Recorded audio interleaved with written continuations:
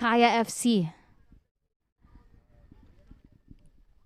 As we see the goal scorer on the ground, he took a slight knock as it looks to be on his left knee. He seems to be all right.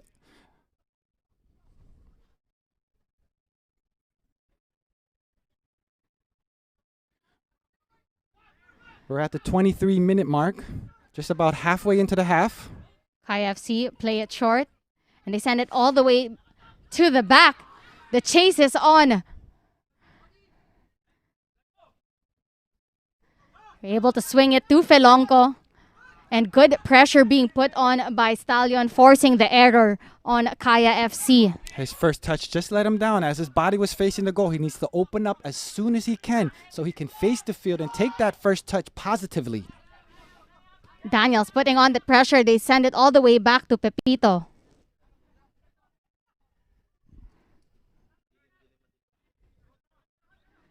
Belgira on that left flank. Tries to give it long, tries to connect with Nate, but it finds the run on Finn McDaniel on that right flank. Gives a great cross, but no one there for that second run. Can Fitch Arboleda keep it in play? He does. Janjan tries to find the through, connects with Noor.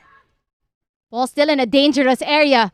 Balot, great layoff, sends it onto that right flank. Finn McDaniel on that right. Gets another cross inside. Headed away by Menzi. Good interception of play by Menzi. Finding Daizo. Quick counter for Kaya FC. Quick transition of movements here. Now, Daizo gets across, but just over. That was a nice sequence that we just saw from Stallions Laguna. A lot better football from them, a bit more patience. They were able to connect as what we want to see as you approach that attacking third. Daizo has been relentless on that right flank. Your space to play as you get closer to goal just gets smaller and tighter. So you have to be more careful with that ball as you get closer to the goal. It's a really nice sequence to see from Stallions as McDaniel picks up the ball on the right flank here, closest to us. I'd like to see him take him for a run there. He had nothing but space there. I'd like to see him take him for a run. With quick defending from Kenshiro Daniels to win back possession for Kaya FC.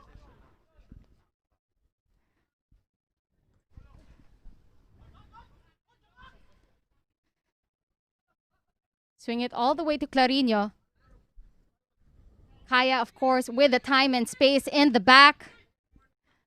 Swinging it to Felonco. That's a few errors now for Felonco in a row. Great tackle from Marwin. Great movements from Angeles. Off to the races now, Kaya. Can they connect? Such They're getting smooth forward. movements. De Bruyker on the run on the left. Connects with Bedic. Gets across inside. Pepito had to punch that one out of danger. As we see the lights come on, creating a new environment. Arboleda winning that foul on that left flank. But as we break down through that play that happened earlier, you have to give it to Kenshiro Daniels. As I said, get this boy running on the left flank. That's where the goal came from. You're able to connect. Good punch out there by Pepito. You could see that Daizo was running just right behind him. They're having success, Kai, on this left side.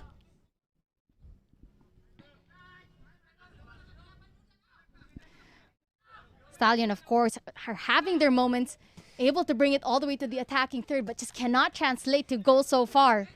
Alcross able to control that, unable to connect on the pass. Class from the midfielder from Italy. A third mistake in a row, Natasha. It just goes to show. Oh, we have an injury.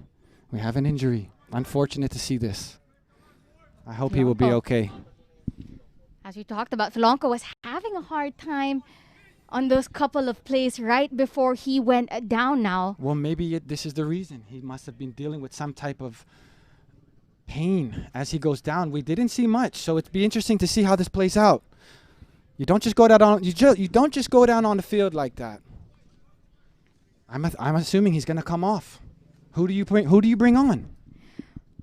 The interesting thing about this lineup of Kaya FC Iloilo is that Casambre and Mitchell aren't registered for today. Really? But they still do have that depth in their squad. They still have Soriano, who played in that last game.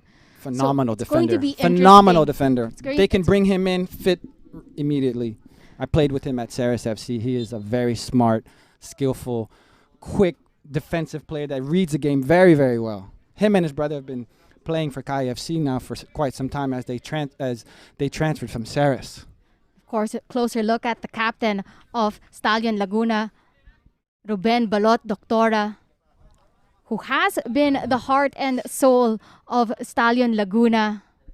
Filonco getting some treatment. We don't see any signs for a substitution just yet. You'd like to see him finish the match.